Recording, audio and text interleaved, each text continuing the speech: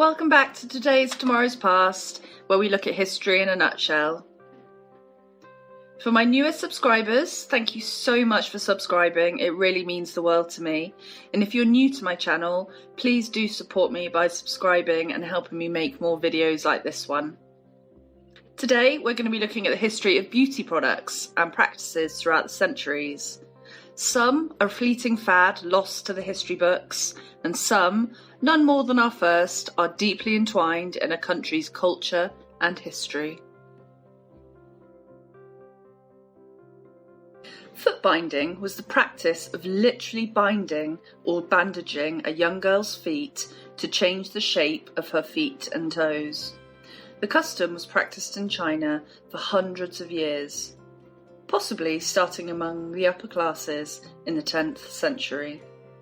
It eventually spread to most social classes, and an estimated 40 to 50% of women had their feet bound.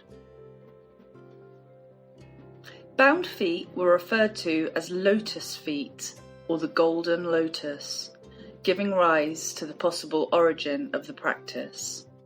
It is thought it likely originated after Emperor Li Yu created a 6-foot-tall golden lotus decorated with precious stones and pearls, and then asked his concubine to bind her feet in white silk into the shape of a crescent moon and perform a ballet-like dance on the points of her feet.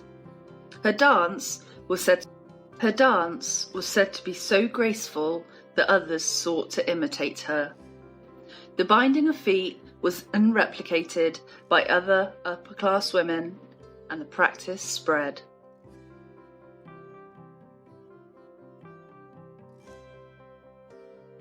Even though the binding of feet was incredibly painful and left women with decreased mobility, it became a mark of beauty and pride, and even erotic, the ideal foot size being just 4 inches. In the 15th and 16th centuries, very pale skin was considered fashionable and was highly valued in women. A tan was seen as something an outdoor labourer would have, and those with wealth could afford to spend all their time indoors away from the sun, therefore maintaining their pale, untouched complexion.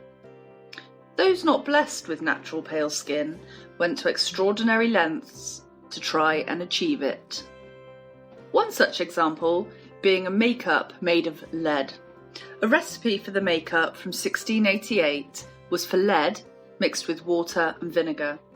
The resulting concoction would form a paint-like consistency and would have been applied to the skin, creating a thick mask on the face.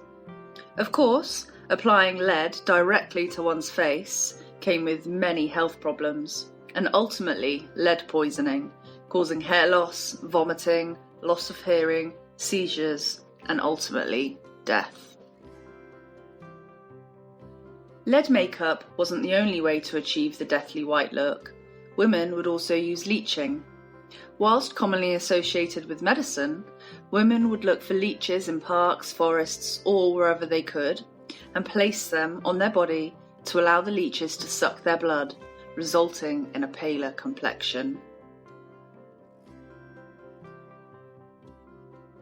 Once using lead had fallen out of favour, ingesting arsenic to turn your skin pale came into fashion.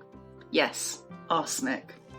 The notorious poison works in the desired way by destroying your red blood cells, therefore giving you a paler skin.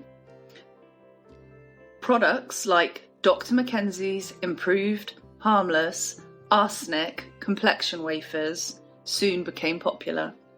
Besides death, they could also make you go bald.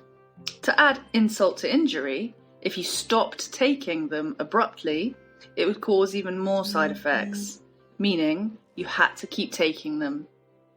Arsenic products were around until the 20s.